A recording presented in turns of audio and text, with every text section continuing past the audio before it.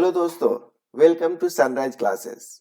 आज हम डिस्कस करेंगे what is SQL and what is their categories. So first of all, SQL जो है स्ट्रक्चर क्वेरी लैंग्वेज, ये क्या है? जब भी हमारा डेटाबेस होता है, हम डेटाबेस पे कोई भी ऑपरेशंस करना चाहते हैं, table creations, data insertions, data delete, तो हमें कोई ना कोई कमांड, कोई ना कोई क्वेरी एग्जीक्यूट करना होता है। सो these queries are comes under SQL, that is called the structured query language। अब इसमें बहुत सारे कैटेगरीज होते हैं। कुछ क्वेरीज जो होते हैं, कुछ एसक्यूएल कमांड जो होते हैं वो डेटा डेफिनेशन लैंग्वेज के अंदर आते हैं। इट मींस कि it is use to create the table और modify the existing table or the structure of the table. Second thing comes under the DML. Next, DML is data manipulation language. It means we are manipulating the data, not the structures. Here we are manipulating the table. Data definition means the definitions of the data, like how the data is stored. That is called the, in RDB means it is called the table.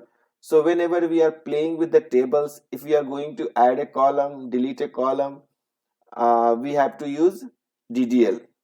But if you wanted to work on data, then it is a data manipulation language. For example, insert, update, and delete. DQL, that is called the data query language. It is SQL, DCL, and TCL. We will discuss more in the details. Before that, if you are new on this channel, please subscribe and share with your friends. Thank you. So let's talk about the DDL. DDL is called the data definition language. It means we are going to define the data. तो हमारा data अगर हम database में store करने जा रहे हैं तो data should be in which format, what are the tables, how the tables will be interrelated to each others. So all this will be happens in DDL. So for example ये table 1 है और ये table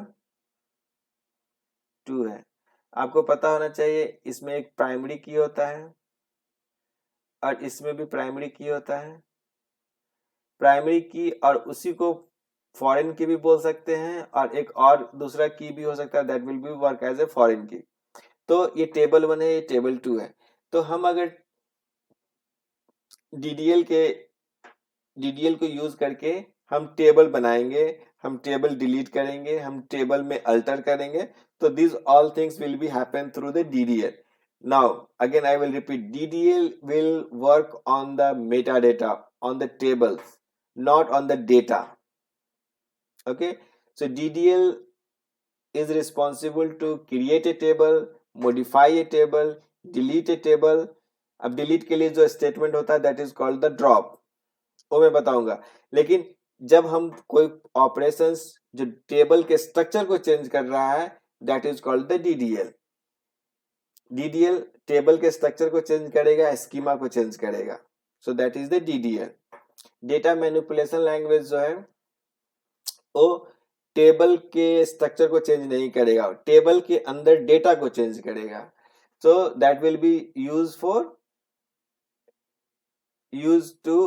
user to enter, retrieve and update the data.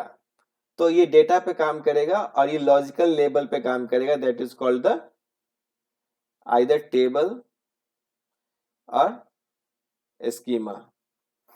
तो ये table पे काम करेगा, schema पे काम करेगा.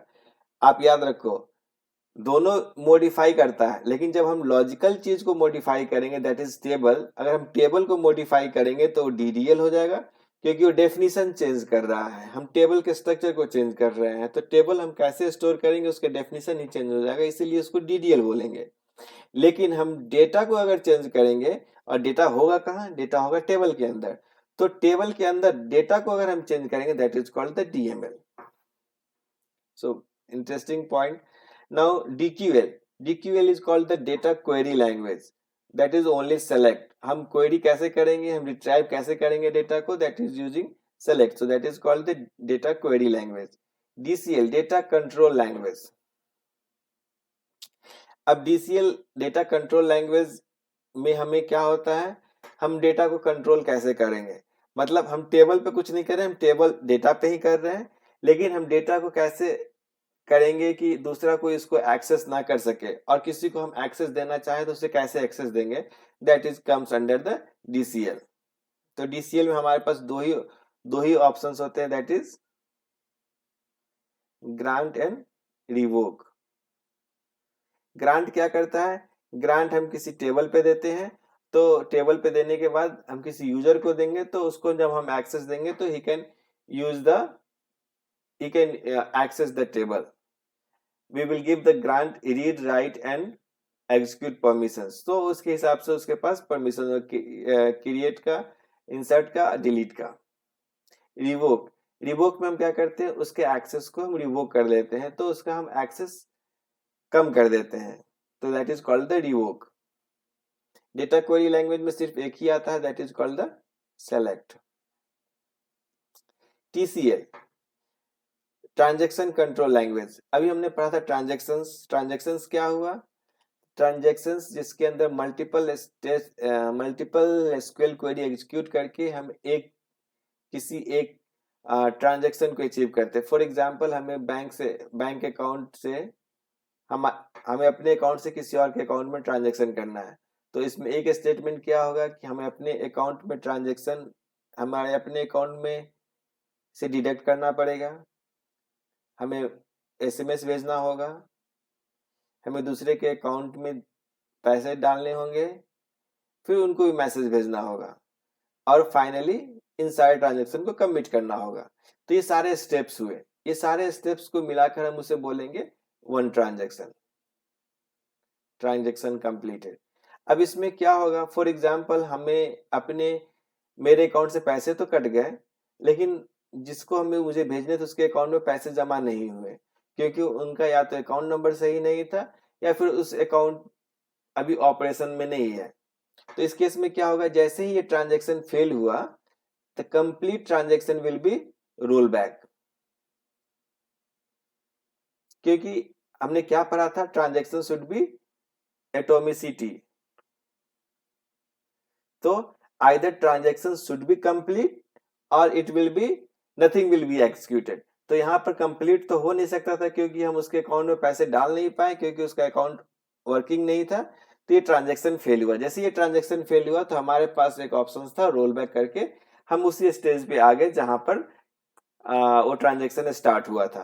तो इस केस में क्या होगा, जो हमारे अकाउंट से पैसे कटे थे यहाँ पर इस ट्रांजैक्शन पे वो वापस आ जाएंगे। So that is called the transaction control language. तो ट्रांजैक्शन कंट्रोल लैंग्वेज में क्या होगा हमारे पास, जब हम ट्रांजैक्शन सक्सेसफुली कंप्लीट हो जाएगा तो हम कमिट करेंगे ट्रांजैक्शन। अच्छा, एक चीज सेव पॉइंट भी होता है। सेव पॉइंट क्या होता है, फॉर एग्जांपल हमारे ट्रांजैक्शंस हैं, हमारे 5 स्टेप्स हैं। फॉर एग्जांपल हमने क्या किया, हम इसको सेव पॉइंट स्टोर कर लिए।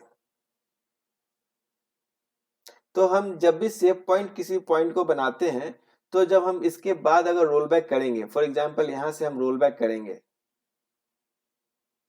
तो ये सेव पॉइंट पे चला जाएगा। तो अगर हम सेव पॉइंट क्रिएट करते हैं तो सेव पॉइंट पे जाएगा। अगर हम सेव पॉइंट क्रिएट नहीं करते हैं, तो जब हम ट्रांजैक्शन स्टार्ट किए थे, तो ट्रांजैक्शन यहां से स्टार्ट किए थे, तो it will be go to the first statement जहां से हम स्टार्ट किए थे ट्रांजैक्शन। अगर हम रोल बैक करेंगे, अगर हम रोल बैक में सेव पॉइंट स्पेसिफाई कर दिए, तो जब हम रोल बैक करेंगे तो हमारे सेव पॉइंट पे जाएगा। तो this is called the save point. Roll back मैंने बता दिया। रोल बैक करने के बाद हम या तो सेव पॉइंट पे जाएंगे या फिर जहां से ट्रांजैक्शन स्टार्ट हुआ था वहां जाएंगे। Set transaction and set constraint. कभी कभी क्या होता है कि टेबल्स पे बहुत सारे कंस्ट्रेंट है, या फिर हमें कंस्ट्रेंट क्रिएट करना होता है, तो हम उसे रन टाइम पे क्रिएट कर सकते हैं कंस्ट्रेंट। और जब हम ट्रांजैक्शन, तो इसलिए हम सेट कंस्ट्रेंट यूज करते हैं, और सेट ट्रांजैक्शंस जब हम ट्रांजैक्शन स्टार्ट करते हैं तो हम इस कमांड को यूज करते हैं, set transactions. So these are the TCL commands. अब हम डिटेल में डिस्कस करते हैं डीडीएल एंड डीएमएल के बारे में। DDL means data definition language. We discuss it. If you wanted to modify on the logical object, that is called the table or schema. तो हम DDL का यूज करते हैं। इसमें क्या है, create table, drop table, drop table will delete the table. Alter table हम कब यूज करेंगे, फॉर एग्जांपल ऑलरेडी टेबल है, टेबल के अंदर 4 कॉलम है और हम एक नया कॉलम ऐड करना चाहते हैं तो हम अल्टर टेबल करेंगे। मतलब हम अगर टेबल के अंदर कुछ मॉडिफिकेशन करना चाहते हैं, टेबल के स्ट्रक्चर के अंदर, इंपॉर्टेंट थिंग, टेबल के स्ट्रक्चर के अंदर हम कोई मॉडिफाई करना चाहते हैं तो हम अल्टर कमांड का यूज करेंगे, that is comes under the DDL। Truncate, जब भी हम ट्रंकेट के बाद टेबल होता है, जब भी हम किसी टेबल को ट्रंकेट करेंगे इट विल डिलीट ऑल रोज, सारे रो को डिलीट कर देगा। तो ट्रंकेट और ड्रॉप में क्या डिफरेंस है, drop will delete the complete table but truncate will delete only the records, it will keep the structures of table. तो ट्रंकेट में क्या होता है, टेबल का स्ट्रक्चर्स मेंटेन रहता है। यहां पर क्या होता है, कंप्लीट डिलीटेड।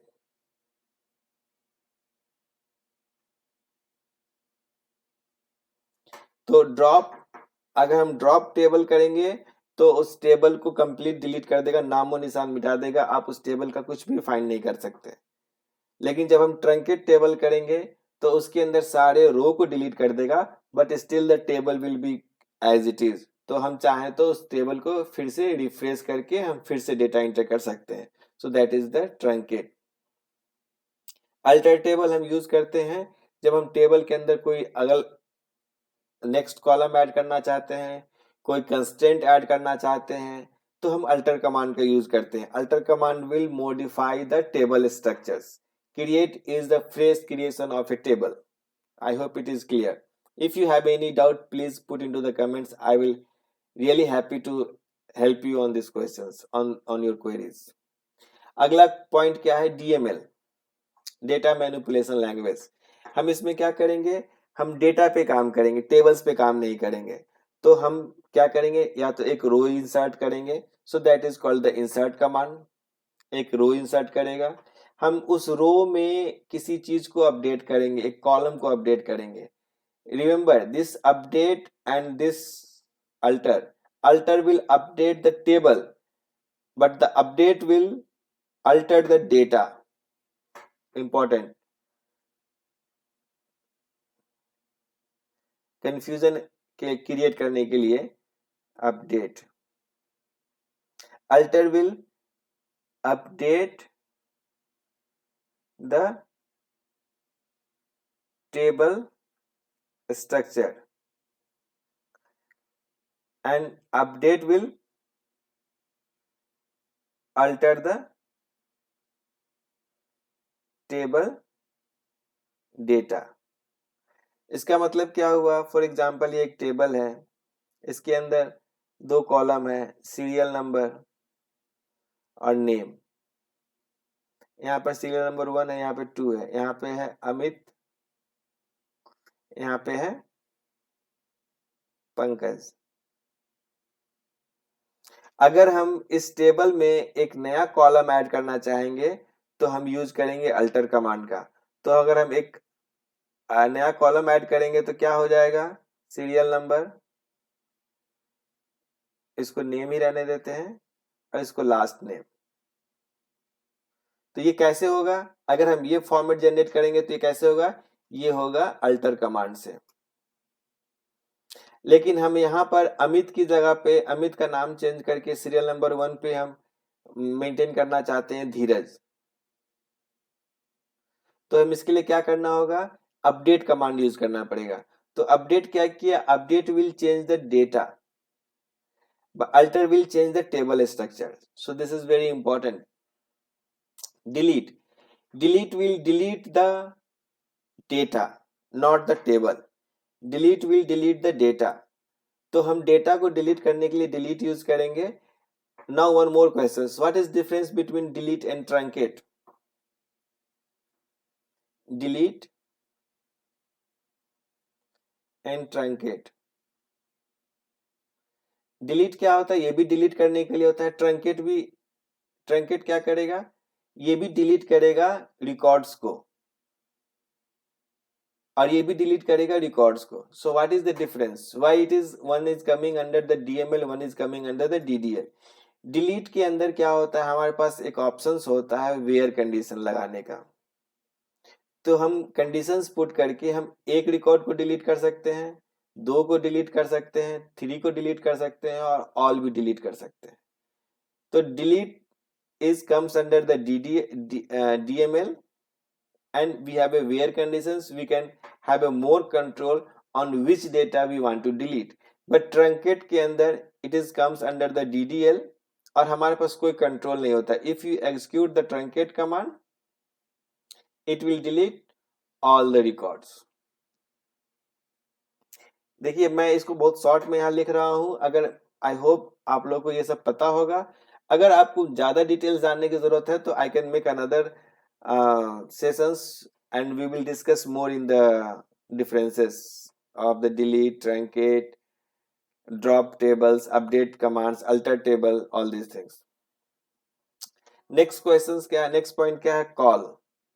ये कॉल हम यूज करते हैं जब हमें प्रोसीजर्स को कॉल करना होता है, पीएल सीक्वल को कॉल करना होता है, तो हम इस कॉल कमांड का यूज करते हैं.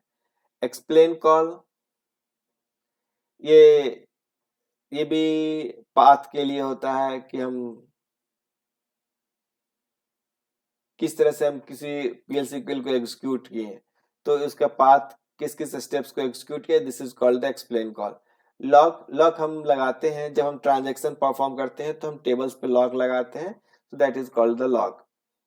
हाँ, DDL में एक दो और कमांड होता है जैसे comment.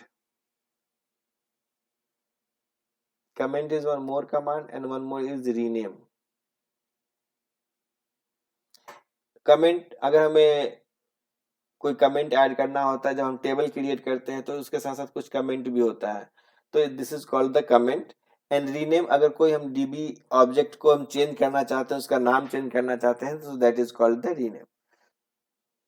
उसके बाद मैंने डिस्कस किया what is the DDL, what is the DML and what is the DQL, DCL and TCL. मैंने डिटेल में डिस्कस किया अल्टर कमांड को, alter and update. Alter will modify the table structures, that is the logical table structures, and update will modify the data laying within the tables. जो tables के अंदर जो data है उसको update करने के लिए हम update command use करते हैं. Truncate जब हम use करते हैं तो it will delete all the records, but it will not delete the tables. तो ये difference है drop and truncate में.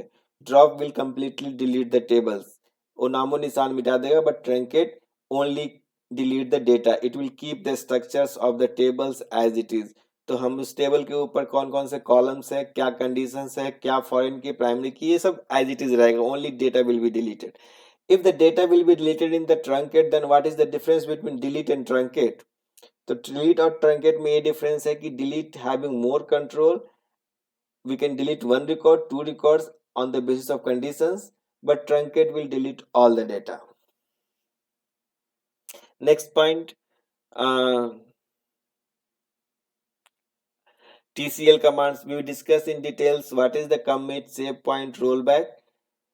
In DQL we discuss what is the select, and DCL we discuss what is the grant and revoke. So these are the all commands we discuss in quickly, and we will discuss this more in the details in the, I think, the third sessions.